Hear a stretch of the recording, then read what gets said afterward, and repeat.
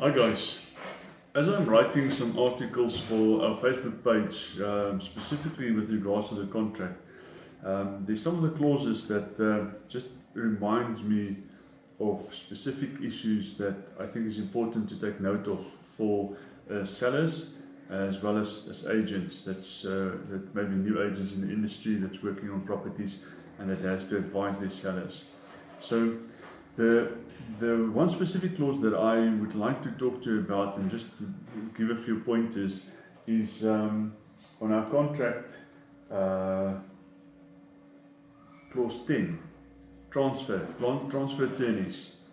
When you're talking about the transferring attorney, first of all, the rule in the South African property industry is that the seller appoints the transferring attorney, although the buyer pays the attorney fees. In many instances, I found in the past that the buyer will request that his attorney be used because it's a relative or somebody that he has a relationship with, business relationship with, and where he might get some discount. Various reasons that the buyer would request that. I strongly advise against that. Purely because there's a principle in attorney-client relationship which says that an attorney should act in the best interest of his client. Now, if the buyer appoints the attorney, then the buyer is the attorney's client. If the seller appoints the attorney for the transaction, then the seller is the attorney's client.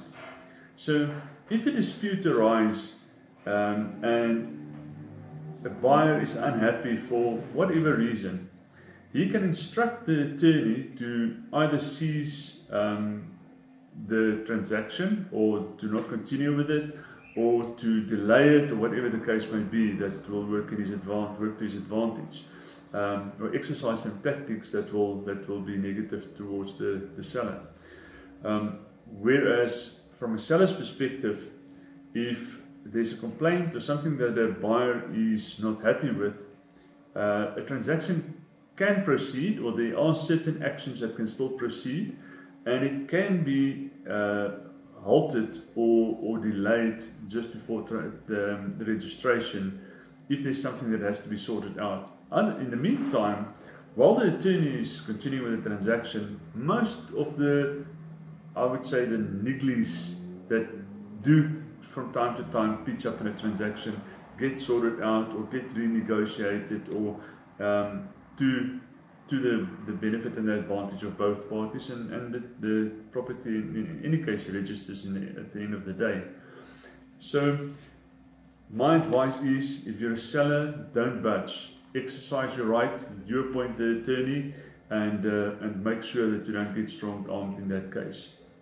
Just another point there is that many agents have very good relations with a specific attorney that they're working with, and to which they refer most of their transactions.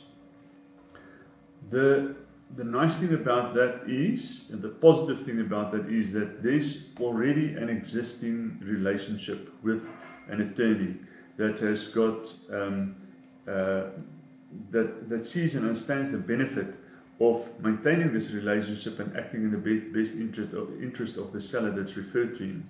So if something comes up with a transaction that needs to be sorted out, or maybe a letter needs to be written, or some work needs to be done, which you generally would have to pay for to be done by an attorney, you might get a discount, or they might just throw it in for free because they're doing the transfer in any case.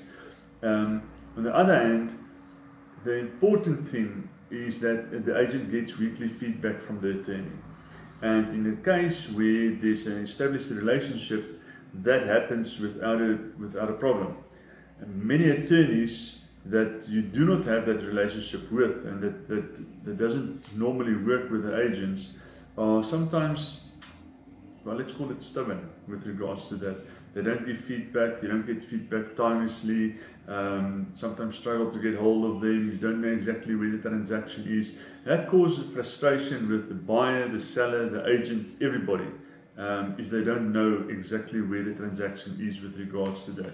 So I would, as a pointer, I would say seriously consider using the attorney that your agent referred you to. But otherwise, if you have your attorney, just make sure you exercise your right in appointing the attorney to transfer your property. All of the best, and I'll see you again. Cheers.